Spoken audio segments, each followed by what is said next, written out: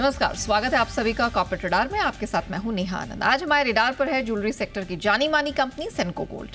Company के जून तिमाही update और ग्रोथ आउटलुक पर चर्चा करने के लिए हमारे साथ कंपनी के एमडी शुभांकर सेन जुड़ चुके हैं। Mister Sen sir, good afternoon, बहुत स्वागत है आपका जी बिजनेस पे।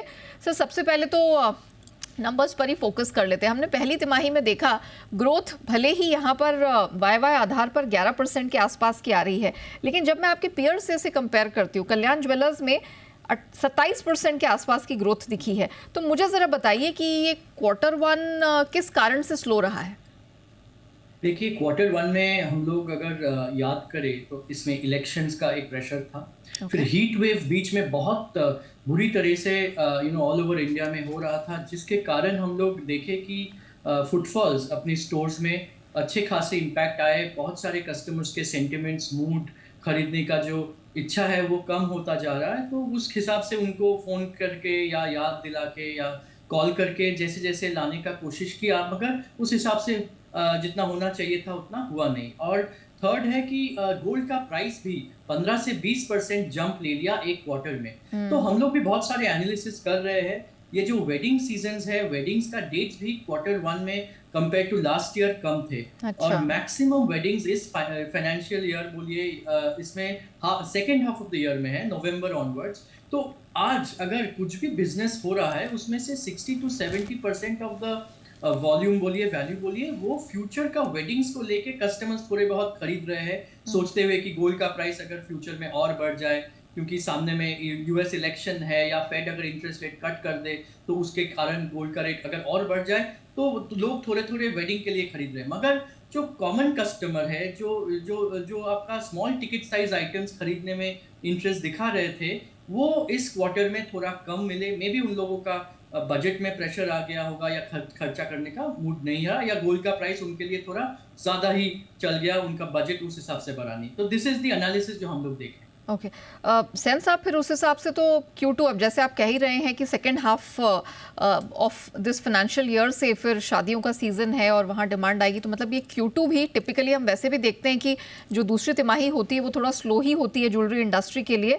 तो अब इवेंचुअली आप इस फाइनेंशियल ईयर में क्या एक्सपेक्ट कर रहे हैं? नवंबर ऑनवर्ड्स भी अगर यहाँ पर शादियों की या त्योहारी डिमांड निकल कर आती है तो क्या ये भरपाई कर पाएगी इन दोनों क्वार्टर्स की?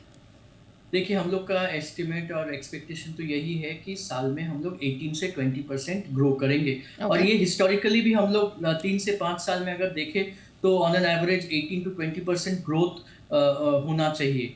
गोल्ड का प्राइस ऑलरेडी 15 से 18% ईयर ऑन ईयर बढ़ चुका है। सो अगर वॉल्यूम में हम लोग अगर मेंटेन भी करें तो भी हम लोग को उस तरीके का ग्रोथ दिखने को मिलना है। और वेडिंग्स का ये भी एक हम लोग एनालाइज किए थे कि ऐसा होता है कि कोई क्वार्टर अगर डाउन हो जाता है तो समहाउ कस्टमर क्या करते हैं, उनका बाइंग का जो प्लानिंग है वो पोस्टपोन कर लेते हैं, वो कोई दूसरा क्वार्टर में डाल देते हैं जब उनका सेंटिमेंट बेटर हो या कंफर्ट हो। तो उस हिसाब से वी आर ऑप्टिमिस्टिक कि ये Q2 में ऑलरेडी देखिए ये जो समय चल रहा है, ये एक रथ यात्रा बोल के ईस्ट इंडिया में एक सेलिब्रेशन होता है जगन्नाथ जी का पूजा में। सो ऑलरेडी उसको लेके बंगाल, उड़ीसा में कस्टमर्स का थोड़ा बहुत ऑस्पिशियस बाइंग चालू हुआ है। तो वी आर पॉजिटिव दैट जुलाई अच्छा रहेगा। अगस्त में भी लोगों का फेस्टिव बाइंग प्लानिंग चालू हो जाएगा, वेडिंग बाइंग। यस, सितंबर में ध्यान रखना है कि वो एक पितृपक्ष का समय आता है जब लोग प्लानिंग करते बाइंग करते हैं सब अक्टूबर में। सो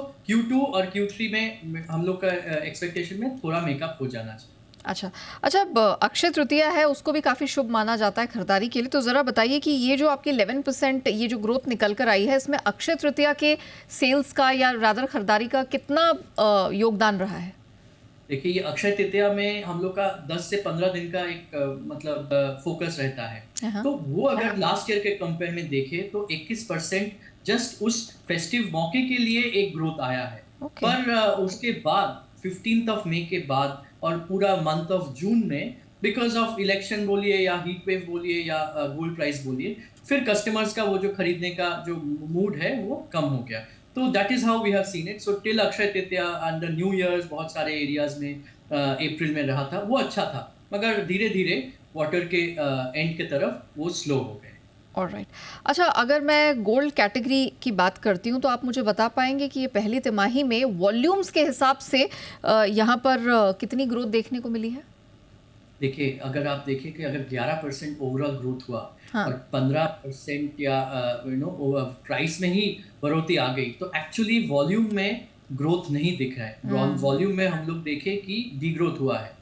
तो इस हिसाब से सामने में बजट भी आ रहा है, तो हम लोग का एक्सपेक्टेशन है ज्वेलरी इंडस्ट्री से गवर्नमेंट को रिक्वेस्ट भी किया गया है कि अगर वो लोग कुछ सोचे अगर ड्यूटी कट करने का, तो फिर ओवरऑल जो मिडिल क्लास कस्टमर्स हैं उनके खरीदने के लिए कुछ बेनिफिट भी मिल सकता है, क्योंकि मिडिल क्लास कस्टमर्स के लिए ये गोल्ड का प्राइस जो 70,000 के ऊपर है थोड़ा डिफिकल्ट हो जाता है कि 2 ग्राम 3 ग्राम 4 ग्राम में भी उनको 20-25 हज़ार रुपया लग रहा है। मे बी सबका वो बस का बात नहीं है कि वो खरीद पाए, तो उस हिसाब से हम लोग देख रहे हैं। Of course. Same store sales growth जो है वो 4% के आसपास रही है Q1 में।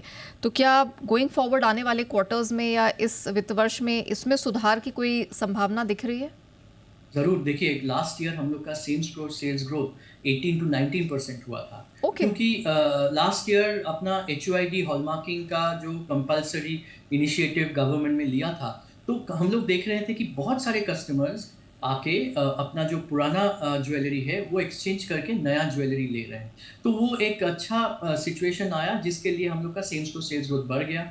और ये भी हम लोग देखे कि old gold exchange as a part of the overall business 2-3 साल पहले 20 से 22% का शेयर लेता था ओल्ड गोल्ड ज्वेलरी एक्सचेंज में। आज वो 28 से 30% हो गया। तो ये तो क्या इसका मीनिंग क्या है? इसका मीनिंग ये है कि कस्टमर्स अपना पुराना सोना दे के नया लेने का एक प्लानिंग कर रहे हैं, नंबर 1। नंबर 2, अभी ऐसा हो गया कि आप कहीं का किसी का कोई भी ज्वेलर का सोना लेके आओ, पहले एक कट होता था कि चलो मेल्टिंग लॉस में इतना आपका चला गया, ये हुआ। अभी जो भी प्योरिटी कंप्यूटर टेस्टिंग में आता है, कस्टमर को वही बेनिफिट मिल जाएगा, कोई एक्स्ट्रा डिडक्शन नहीं मिलेगा। तो कस्टमर के लिए ये अच्छा है। और थर्ड जो इम्प्लीकेशन है वो है कि लिक्विडिटी, आई थिंक कस्टमर्स के हाथ में जो लिक्विड मनी है वो थोड़ा कम है, इसीलिए वो ओल्ड गोल्ड को ऊपर एक्सचेंज करने का कोशिश कर रहे हैं। तो इस हिसाब से I think that last year अगर 18-19 था, इस बार का हम लोग का एक्सपेक्टेशन है कि 10 से 12% सेम स्टोर सेल्स ग्रोथ तो होना चाहिए। हाँ, Q1 थोड़ा प्रेशर में आया, इसीलिए 4% हुआ, but I think Q2 Q3 में वो धीरे धीरे हम लोग पिकअप कर लेंगे। Mister Sen, if I am not wrong, पहले क्वार्टर में 6 नए स्टोर्स कंपनी ने खोले हैं। अब आने वाले क्वार्टर में या इस पूरे वित्त वर्ष में और कोई नए स्टोर्स खोलने का इरादा है? यस, हम लोग का सारा साल में 18 से 20 स्टोर्स ओपन करने का इरादा है। Okay. अराउंड 9 से 10 कंपनी ऑपरेटेड स्टोर्स और 8 से 10 फ्रेंचाइजीज। सो इस हिसाब से ये जो 6 भी स्टोर्स ओपन किए, 4 कंपनी ओन्ड स्टोर्स के ओपन हुए और 2 फ्रेंचाइजीज का, उस हिसाब से हम लोग प्लानिंग कर रहे हैं। और ये जो 18 से 20 स्टोर की आप बात कर रहे हैं, ये कोई नई लोकेशंस हैं? कौन कौन से एरियाज में है ये? देखिए, ज़्यादातर फोकस अपना ईस्ट इंडिया और नॉर्थ इंडिया में ही रहेगा। Okay. हम लोग का जो प्लानिंग है कि आज छोटे टायर 2-3-4 टाउन्स में भी पोटेंशियल है, वहीं पे फ्यूचर में ग्रोथ दिख रहा है। कस्टमर्स का एस्पिरेशन भी है कि वो अच्छे ब्रांड से जुड़े in the smaller towns. So focus east India और नॉर्थ इंडिया में ही ज़्यादा है। ओके। मिस्टर सेन, आपने कहा कि कीमतों में जो बेतहाशा तेजी आई है 20-22% की सालाना आधार पे, ये भी थोड़ा सा ग्राहकों के लिए पचाना मुश्किल है। तो आप क्या अपने कलेक्शन में किसी तरह का या प्रोडक्ट्स में किसी तरह का परिवर्तन कर रहे हैं जिससे इस डिमांड को या सेल्स को थोड़ा और ड्राइव किया जा सके? देखिए, कोशिश तो यही है कि जो भी ज्वेलरी जो वेट में बन रहा था, उससे 10-15% अगर अपना वेट कम करे, थोड़ा स्टोन्स ऐड कर दे, पर्ल्स ऐड कर दे, ताकि वो लुक वैसे ही रहे मगर कस्टमर्स का जो बजट है उसके अंदर आ जाए। वो जैसे एक कोशिश रहा। सेकंड है कि ये अक्षय तृतीया में हम लोग एक इनोवेटिव प्रोडक्ट न्यू जनरेशन को सोचते हुए गोल्ड बीन्स बोल के एक प्रोडक्ट लॉन्च किए कि आधा ग्राम 1 ग्राम का बहुत क्यूट जैसे टैबलेट जैसे दिखने वाला गोल्ड का टैबलेट्स, जो लोग थोड़े थोड़े करके खरीद सके एज अ सेविंग्स, और फ्यूचर में वो सेव करके कुछ बड़ा तरीके से खरीदे। इस हिसाब से हम लोग कोशिश कर रहे हैं। प्रोडक्ट्स जैसे डिजिटल गोल्ड कि 300-400 रुपया में भी आप ऐप डाउनलोड करके आप गोल्ड खरीदते जाओ, और फिर धीरे धीरे जैसे आप सेव किए, फिर बाद में जाके एक साथ आपका ज्वेलरी खरीदा, monthly instalment schemes, wedding plans, ऐसे करके हम लोग को कस्टमर्स को बेनिफिट के लिए, प्लानिंग के लिए we are creating lot of schemes and products में भी डिज़ाइन ला रहे हैं। हम लोग का एवरलाइट कलेक्शन में डायमंड ज्वेलरी जो 14 कैरेट और 18 कैरेट में बनता है वो भी कस्टमर्स के लिए इजी रह रहा है, क्योंकि सोने का प्राइस में थोड़ा एडजस्ट करके वो डायमंड खरीद सकते हैं। और डायमंड का प्राइस भी अगर आप देखो तो जो सॉलिटेयर्स बोलते हैं या बिग साइज डायमंड्स है वो भी लास्ट 2 महीने में प्राइस का फॉल आया है इंटरनेशनली। क्यों हो रहा है ये? तो सारे चीज़ एक ग्लोबल जियोपॉलिटिकल सिचुएशन के कारण प्राइस फॉल हो रहा है। तो कस्टमर्स के लिए actually it's a good time कि उनको अगर खरीदना है तो धीरे धीरे प्लान कर सकते हैं। Alright, very well. अच्छा, अब ये बताइए आपका मार्केटिंग स्पेंड कितना होता है और इस वित्त वर्ष के लिए आप कितना शेयर इसका रखेंगे अलग से फॉर मार्केटिंग? मार्केटिंग 1.5 से 2% का 1% रहता है कि टोटल टर्नओवर का जो भी है आप 1.5 से 2% रखो मार्केटिंग के लिए।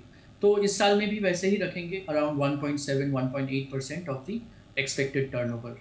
ऑलराइट। अच्छा मिस्टर सेन, अगर आप बता सके गोल्ड प्राइस ट्रेंड हमने तो वैसे ही देखा कि ऑलमोस्ट 20-22% की यहाँ पर मजबूती कीमतों में ऑलरेडी आ चुकी हैं। 74-75 हज़ार के पास अब घरेलू बाजार में सोने की कीमतें चली गई हैं। यहाँ से प्राइस ट्रेंड आपको कैसा लग रहा है? क्योंकि मैं जितने ब्रोकरेजेस से बात करती हूँ या फिर यहाँ पर हम ग्लोबल बैंक्स का अपडेट देखते हैं, वो बड़े बड़े 2600, 2700 और $3000 के टारगेट्स की बात कर रहे हैं अगले आने वाले 1 साल में। आपकी क्या सोच है? किस तरह का माहौल आपको लग रहा है प्राइस ट्रेंड में? देखिए, किसी को एग्जैक्ट तो कभी मालूम होता नहीं, पर आप अगर एनालाइज करें तो एक रेंज हम लोग को देखना चाहिए। अभी 2350 का रेंज में है, so it can actually go up to 2550, 2600, considering कि यूएस इलेक्शन आप अगर देखो लास्ट 10-15 दिन में यूके में इलेक्शन हुआ और एक परिवर्तन आया, फ्रांस में इलेक्शन हुआ, एक परिवर्तन आया और वहाँ पे एक तरीके से एक हंग पार्लियामेंट जैसा बन चुका है। ऐसे करके बहुत सारे देशों में इलेक्शंस आने वाले हैं और फिर यूएस में इलेक्शन में भी बहुत सारे अनसर्टनिटीज है, वो एक कारण हुआ। और ऑलरेडी कल फेड के जो प्रेसिडेंट है वो बता रहे थे कि इंटरेस्ट रेट अगर ज़्यादा टाइम तक रहे तो वो इकोनॉमिकली देश के लिए खराब हो सकता है। तो इसका मतलब धीरे-धीरे इंटरेस्ट रेट भी कट हो सकता है यूएस में, जिसके कारण गोल्ड का प्राइस ऊपर बढ़ने का एक चांस है, जो आज $200 ऊपर की तरफ बढ़ ही सकते हैं। और अगर आप पॉजिटिवली देखो तो कोई भी हालत में अगर ये वॉर सिचुएशन जो रशिया यूक्रेन में या इजराइल हमस में अगर थोड़े सॉल्व हो जाते हैं या शांति आ जाता है तो उसका एक चांस को लेके गोल्ड का प्राइस करेक्शन ले सकते हैं, मगर ज़्यादा नहीं, $100 का करेक्शन नीचे की तरफ। सो उस हिसाब से $100 का मतलब हुआ आपका 74,000 से मे बी मैक्सिमम 70,000 के आसपास। और अपसाइड में अगर देखें तो ये 73-74 से 80,000 तक जा सकता है। तो ये रेंज में ये साल अपने को देखना चाहिए। ऑलराइट, चलिए, तो हायर एंड पर ही दिखाई दे रहा है, थोड़ी बहुत ऊंच नीच यहाँ पर हो सकती है, बट प्राइस ट्रेंड यहाँ पर फर्म ही दिखाई दे रहा है। Thank you mister Sen, it was a pleasure speaking with you. आपने बहुत बेहतर तरीके से कंपनी की पूरी प्लानिंग और आगे के आउटलुक के बारे में समझाया। आपका बहुत बहुत धन्यवाद।